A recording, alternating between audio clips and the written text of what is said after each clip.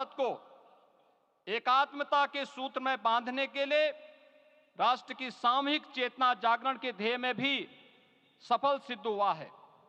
सदियों के बाद भारत में हो रहे इस चिर प्रतीक्षित नवविवाह को देख अयोध्या समेत पूरा भारत का वर्तमान आनंदित हो उठा है।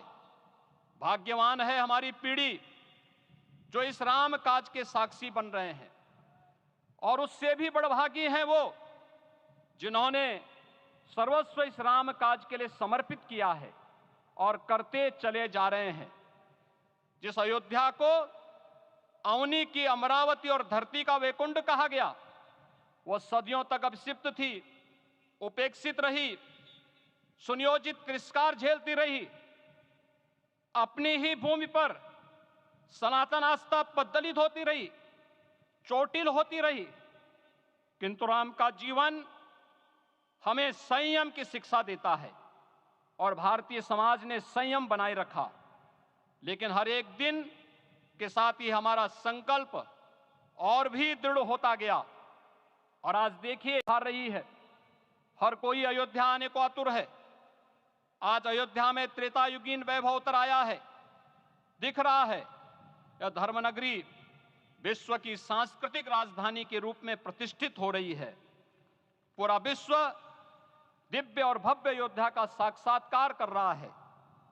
आज जिस सुनियोजित एवं तीव्र गति से अयोध्यापुरी का विकास हो रहा है, वह प्रधानमंत्री जी के दृढ़ संकल्प, इच्छा शक्ति और दूरदर्शिता के बिना संभव नहीं था। कुछ वर्ष पहले कल्पना से परे था कि अयोध्या में एयरपोर्ट होगा, यहां के नगर के भीतर 4 लेन की सड़कें होंगी, सरयू जी में क्रूज चलेंगे, अयोध्या की खोई गरिमा वापस आएगी। लेकिन मित्रों, डबल इंजन की सरकार के प्रयास से आज आप सबके सहयोग से यह सब साकार हुआ है। सांस्कृतिक अयोध्या, आयुष्मान अयोध्या, स्वच्छ अयोध्या, सक्षम अयोध्या, सुरम्य अयोध्या, सुगम्य अयोध्या, दिव्य अयोध्या और भव्य अयोध्या के रूप में पुनरुद्धार के लिए हजारों करोड़ रुपए वर्तमान में यहां पर भौतिक विकास के लिए लग रहे हैं। राम जी की पेड़ी, नया घाट, गुप्तार घाट, ब्रह्मकुंड, भरत कुंड, सूरज कुंड, विभिन्न कुंडों के कायाकल्प, संरक्षण, संचालन, रखरखाव के कार्य हो रहे हैं। रामायण परंपरा की कल्चरल मैपिंग कराई जा रही है। राम वनगमन पथ पर रामायण वीथिका का निर्माण हो रहा है।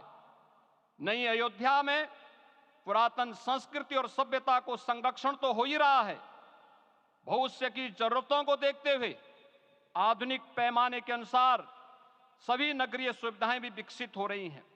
इस मोक्षदायिनी नगरी को आदरणीय प्रधानमंत्री जी की प्रेरणा से अब सोलर सिटी के रूप में भी विकसित किया जा रहा है। पूरी अयोध्या में विश्व के सनातन आस्था मामला लिए इस धराधाम से साकेत धाम में लीन हो गई, किंतु प्रतीक्षा और संघर्ष का क्रम सतत जारी रहा। श्री राम जन्मभूमि संभवतः विश्व में पहला ऐसा अनूठा प्रकरण होगा जिसमें किसी राष्ट्र के बहुसंख्यक समाज ने अपने ही देश में अपने आराध्य की जन्मस्थली पर मंदिर निर्माण के लिए इतने वर्षों तक और इतने स्तरों पर लड़ाई लड़ी हो। संतों, सन्यासियों, पुजारियों, नागाओं, निहंगों, बुद्धिजीवियों, राजनेताओं, जनजातियों सहित समाज के हर वर्ग ने जाति पाति, विचार दर्शन, उपासना पद्धति से ऊपर उठ करके राम काज के लिए स्वयं को उत्सर्ग किया। अंततः वह शुभ अवसर आ ही गया जब कोटि कोटि आस्थावानों के त्याग और तप को पूर्णता प्राप्त हो रही है। आज आत्मा प्रफुल्लित है इस बात से कि मंदिर वही बना है जहां बनाने का संकल्प लिया था।